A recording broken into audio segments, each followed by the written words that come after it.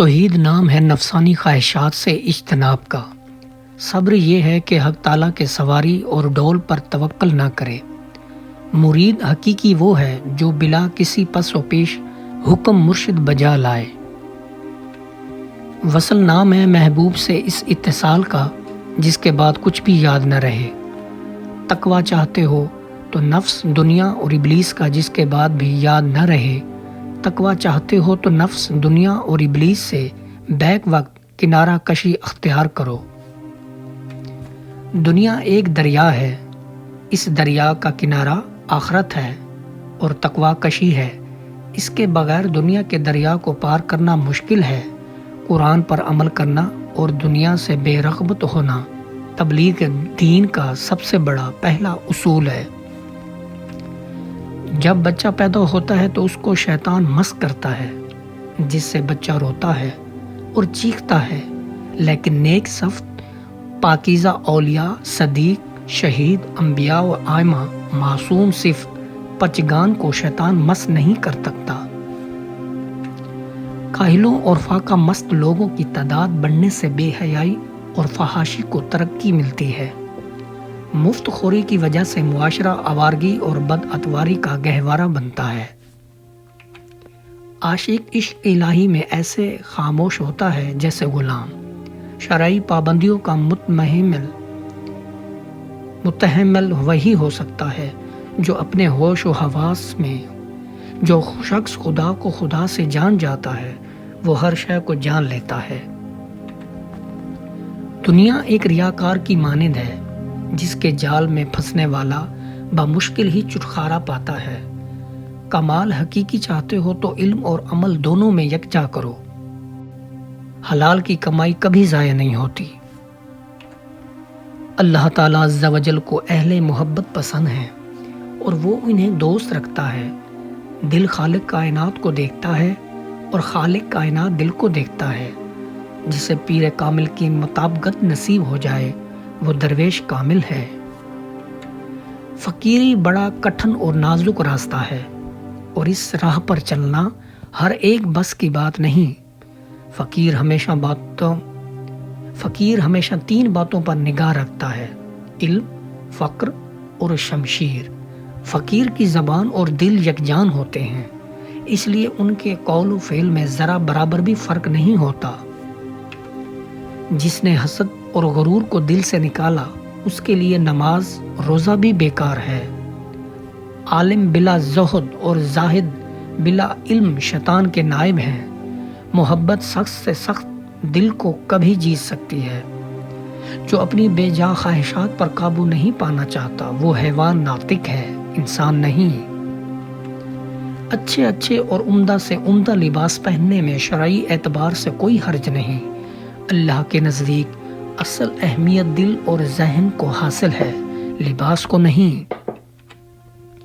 بلا شبہ عورت دنیا کی حسین ترین چیز ہے، مگر حسن کا تمام راز تو تجسس اور فاصلے میں چھپا ہے۔ انسان میں موجود وحشی کبھی نہیں مر سکتا۔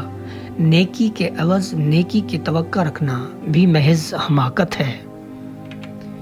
ضمیر نور باطن ہے، نور باطن سے ہی ساری سعادتیں حاصل ہوتی ہیں۔ جب کوئی بندہ یا بندی اللہ تعالیٰ سے قریب تر ہو جاتا ہے تو نور سے اس کا تعلق قائم ہو جاتا ہے۔ موت تمہارے سائے سے بھی زیادہ تم سے ملی ہوئی ہے اور تمہاری جانوں پر اسے پوری قدرت حاصل ہے۔ مجھے اس بندے پر تعجب ہے جو لوگوں کو مرتا دیکھ کر خود کو پھر بھی گناہوں سے نہیں روکتا۔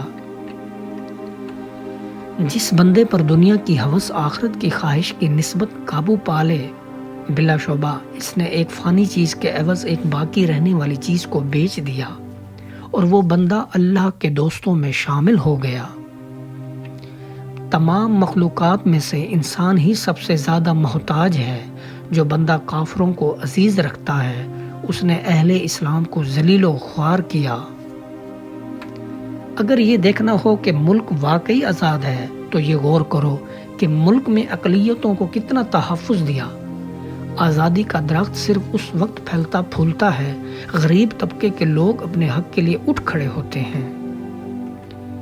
پیدل چلتے ہوئے اپنی سواری پر بٹھاؤ، اور جس کے والدین اس دنیا سے گزر گئے ہوں ان کی مالی مدد کرو۔ رزق کی بارش ہوگی، رزق کی کبھی کمی نہیں ہوگی۔ علم کی ابتدا محسوس سے ہوتی ہے، کیونکہ جب تک ہمارا ذہن اسے اپنی گرفت اور قابو میں نہیں لے آتا، حیات اور شعور کی دنیا میں ہمیں غایت اور مقصد کے لیے تصورات اختیار کرنا پڑتے ہیں۔ جب انسان دولت کو کھو دے تو کچھ نہیں کھوتا، اگر حوصلہ کھو دے تو بہت کچھ کھو دیتا ہے، آبرو چلی جائے تو قریب قریب سب کچھ کھو جاتا ہے، لیکن اگر روح مر جائے تو کچھ بھی باقی نہیں رہتا، بلکہ سب کچھ مٹ جاتا ہے۔ رزق کا تعلق تو ہمارے آپس کے لینے دینے سے ہی ہے۔ کوئی چیز کسی کو دی جائے تو اسے قبول کر لینی چاہیے۔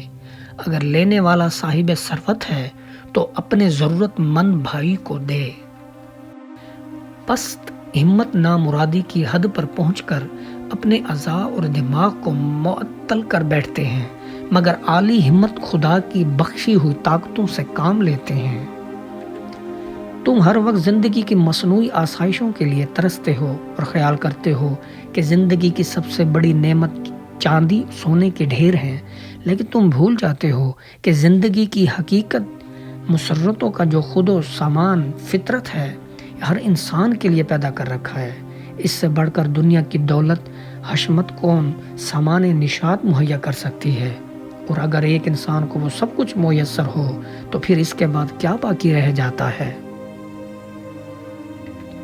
انسان کے جوہر میدان میں کھلتے ہیں، اور دشمن کے مقابلے میں جا کر ہی معلوم ہوتا ہے کہ بہادری اور شجاعت کیا چیز ہے، اور دل کی مضبوطی کس شے کا نام ہے۔ لغویات کو ترک کر تجھے اللہ تعالیٰ نے بیکار نہیں بنایا ہے کہ ان میں پڑا رہے، اور نہ ایسا ہوگا کہ تجھ سے کچھ پوچھ گچھ نہ ہوگی کہ جو دل چاہے وہ کرتا رہے۔ تعلیم کا آغاز تو ماں کی ہی گود سے ہوتا ہے۔ اس وقت ماں کا ہر لفظ بچے کے کردار کی تعمیر پر اثر ڈالتا ہے۔ ہر ماں اور باپ کو یہ سمجھ لینا چاہیے۔ دریا اپنے سمندر کی طرح جانے والے راستے پر ہمیشہ بہتا چلا جاتا ہے۔ اسے اس بات کی متعلق پرواہ نہیں ہوتی کہ پن چکی کا پہیہ ٹوٹتا ہے یا سلامت رہتا ہے۔ زندگی ناخوشگواریوں سے خالی نہیں ہو سکتی۔ آپ صرف یہ کر سکتے ہیں کہ ناخوشگواریوں کو بھلا کر اپنی زندگی کو خوشگوار بنانے کی کوشش کریں۔ مفلس کو تھوڑی چیزوں کی ضرورت ہوتی ہے، جبکہ آسودہ حال کو بہت ساری اور طمع کو تمام چیزوں کی۔ اگر تم لوگوں کی خدمت کرنے سے قاصر ہو تو سوچو تم ان کی روحوں کو کیسے خوش کر سکتے ہو۔ یاد رکھو، عزت اور دولت نیکی کے بغیر بیکار اور فضول ہے۔ مجھے اس بندے کی نسبت تعجب ہے جو اپنے مرض کی دوا جانتا ہے، پھر کس لیے اسے طلب کرنا نہیں کرتا، اور اگر اسے مل جائے تو اس کے ساتھ اپنا علاج نہیں کرتا۔ 3 چیزیں گردے میں پتھری کرتی ہیں: چربی، سرخ گوشت اور سافٹ ڈرنکس۔ 3 چیزیں دل میں سوراخ کرتی ہیں: آئلی چیزیں، گوشت اور اوجری۔ غرور تکبر کبیرہ گناہ کے زمرے میں آتا ہے، لیکن جب ایک ماں اپنے بچوں پر غرور کرتی ہے تو یہ کسی گناہ کے زمرے میں نہیں آتا، کیونکہ اس کا یہ عمل اعتماد اور امید پر مشتمل ہوتا ہے۔ سب لوگوں کے دماغوں میں اتنا ہی فرق ہوتا ہے جتنا سب لوگوں کے چہروں میں۔ جیسے سب لوگ کے چہرے مختلف ہوتے ہیں، اسی طرح سب کی عقلیں اور دماغ بھی مختلف ہوتے ہیں۔ اگر انسان کو ہمیشہ آرام میسر رہے تو اس کی قدر معلوم نہیں ہوتی، اور جو لوگ مصیبت کا شکار رہتے ہیں، عافیت کی قدر اور آرام و سکون کی قدر صرف وہی جانتے ہیں۔